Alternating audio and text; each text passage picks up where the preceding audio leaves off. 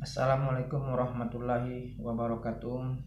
Berjumpa lagi dengan saya Spiritual Palembang. Baik, untuk pertemuan kali ini kita akan membahas masalah yang biasa kita upload di video ini ya, yaitu masalah spiritual. Baik itu mantra, baik itu doa-doa, serta tata cara dari pelatihan-pelatihan, dan juga yang tak kalah penting adalah pengobatan. Jadi tonton setiap video saya sampai selesai karena banyak tutorial yang saya akan kirimkan atau upload di video saya ini yang jelas nantinya bisa bermanfaat dan insya Allah bisa kalian praktekkan secara langsung. Baiklah, untuk mendukung channel saya silakan kalian subscribe ya. Kalian like, komen, serta kalian bagikan ke medsos kalian serta teman-teman atau saudara kalian agar lebih banyak manfaat yang kita dapat daripada channel saya ini, insya Allah. Untuk pertemuan kali ini kita akan membahas doa atau mantra serta tata cara dalam suatu pengobatan. Dan di akhir video nanti juga saya akan berikan satu doa, ramuan serta tata cara dalam pengobatan sakit ma yang kronis. Sakit ma yang kronis. Itu saya akan ajarkan tata caranya dan silakan juga kalian praktekkan dan lihat hasilnya insya Allah. Dalam masalah pengobatan kita memang harus pandai mengetahui, ibaratnya obat yang kita buat adalah peluru yang tepat sasaran, sehingga ritual atau tata cara kita itu akan benar-benar mampu menyerang penyakit yang memang benar-benar tepat. Ini yang harus penting kita pahami. Dan tidak kalah pentingnya adalah setiap ramuan kita itu ada doa-doa khusus yang harus kita lakukan agar penyakitnya itu lebih cepat sembuh.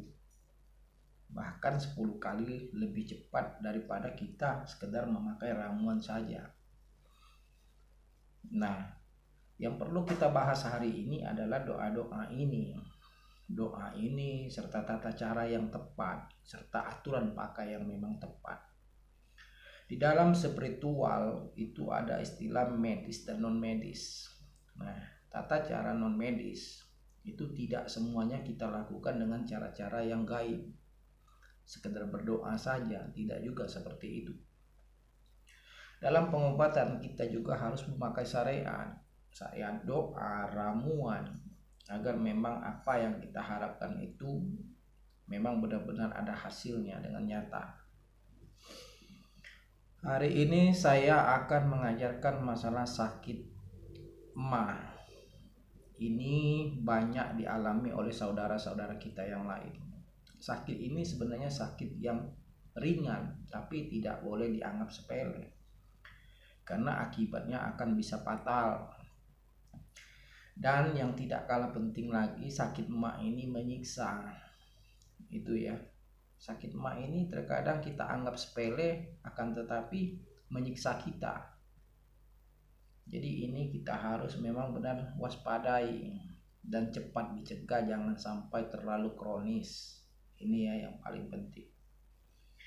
Dan pengobatan-pengobatan yang mengandalkan kimia atau ramuan-ramuan tradisional yang tidak tepat sasaran itu akan menyebabkan lambung daripada orang yang sakit ma ini itu akan mengalami goresan-goresan atau pembengkakan. Maka dari itu kita harus mencari solusi yang tepat yang tidak berpengaruh kepada usus atau lambung itu sendiri, sehingga sakit ini memang dicegah atau diobati, bukan malah sebaliknya. Ini yang paling penting. Kita terkadang tidak melihat kondisi daripada apa yang menjadi penyakit kita. Dan ramuan-ramuan tradisional yang ada di sekeliling kita memang itu mampu menyembuhkan. Semisalkan kunyit, itu banyak sekali dipakai oleh orang-orang yang sakit ma. Namun ketika kondisi usus itu sudah lecet atau bengkak, maka ramuan kunyit ini akan sifat berbahaya bagi lambung itu sendiri. Karena kimia yang ada di kunyit ditambah lagi sifat kunyit itu agak panas, itu akan membuat lambung kita semakin lecet. Namun ketika emak itu belum kronis, ini sangat baik. Ini yang paling penting. Di samping itu juga kita wajib menjaga makan kita dengan makanan-makanan yang memang ada polanya, maksud saya. Misalnya makan tidak terlalu pedas atau dan lain sebagainya. Ini penting juga. Dan di samping itu juga pikiran kita. Sebab orang emak itu ketika pikirannya banyak, maka asam lambungnya akan semakin meningkat. Ini ya. Nah, sekarang apa solusi terbaik ketika emak sudah terlanjur kronis? Nah, ini yang paling utama. Ketika emak kita sudah kronis itu, maka ketika kita makan atau kita tidak makan, maka tetap akan ada rasa sakit di lambung kita. Maka dari itu banyak orang yang takut untuk makan. Namun ketika dia makan, maka rasa sakit itu sangat menderita, sehingga badannya terus mengurus dan pikirannya semakin banyak, sehingga emak itu semakin menjadi-jadi. Nah, solusinya adalah begini.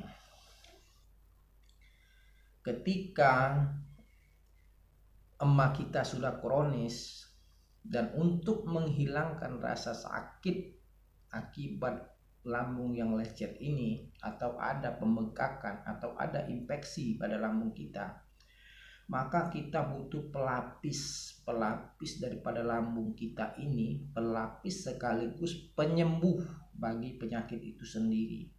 Nah, sekarang apa obatnya? Oke, perhatikan baik-baik. Kalian semua pasti tahu dengan yang namanya getah gambir. Nah, pasti tahu kan? Getah gambir ini sering dipakai oleh orang tua kita dulu, itu sebagai untuk daun sirih ya, itu ada untuk nyiri itu ya. Nah, itu getah gambir yang panjang-panjang seperti itu ya, yang warnanya kecoklatan. Itu getah gambir.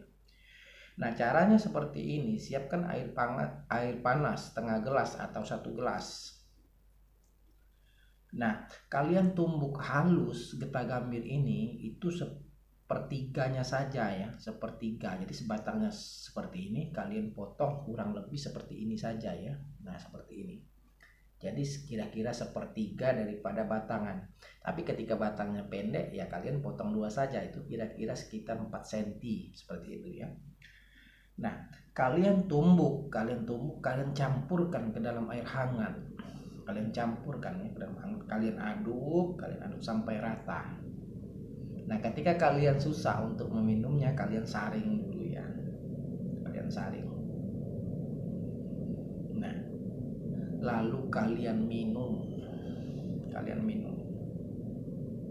Nah, tapi sebelum kalian meminum ini, sesuai dengan kata-kata saya dari awal tadi, ada doa khusus yang harus kalian baca agar obat ini 10 kali lebih cepat untuk melakukan penyembuhan.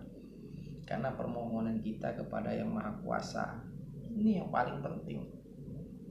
Maka spiritual itu sangat berharga dan harus kita jalani sebagai manusia.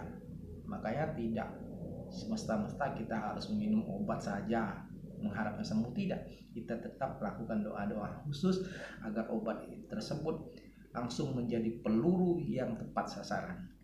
Ini. Jadi ketika kalian sudah saring dan kalian minum obat ini dan selesai juga diberi doa khusus saya tadi, insya Allah kalian bisa buktikan nanti perut kalian yang sakit, yang tidak bisa makan lagi, ataupun 1 sendok air putih perut kalian perih, ketika kalian sudah meminum ini 5 menit saja silakan kalian makan dan rasakan hasilnya. maka rasa sakit itu akan hilang. Nah, pertanyaannya bagaimana kalau tidak minum obat dan makan? Begini saudara, pengobatan ini jangan sekali. Jangan ketika kita mau makan kita minum ini, jangan. Kita lakukan rutin 2 kali sehari, pagi sama malam. Sakit atau enggak sakit tetap kalian minum. Gitu ya. Jadi jadi ada penyembuhan kepada usus kita. Itu ya. Ada penyembuhannya. Insya Allah mudah-mudahan dalam waktu beberapa hari kalian lakukan ini, maka benar-benar hilang rasa sakit yang ada di lambung kalian dan kalian bisa makan dengan normal kembali. Itu ya. Dan masalah doanya nanti seolah saya akan tulis di deskripsi, kalian hafalkan ya. Kalian hafalkan dan kalian praktekkan apa yang saya ajarkan ini. Kurasa sampai di sini dulu pertemuan kita. Jangan kalian skip setiap video-video saya, kalian tonton agar kalian bisa merasakan manfaatnya. Karena setiap video yang saya upload itu akan menjadikan manfaat yang besar bagi kalian yang menontonnya. Dan untuk mengembangkan channel ini, silakan kalian bantu subscribe, like, dan bagikan kepada teman-teman. Aktifkan juga lonceng notifikasinya agar setiap video yang saya upload Anda yang lihat duluan. Itu saja. Assalamualaikum warahmatullahi wabarakatuh.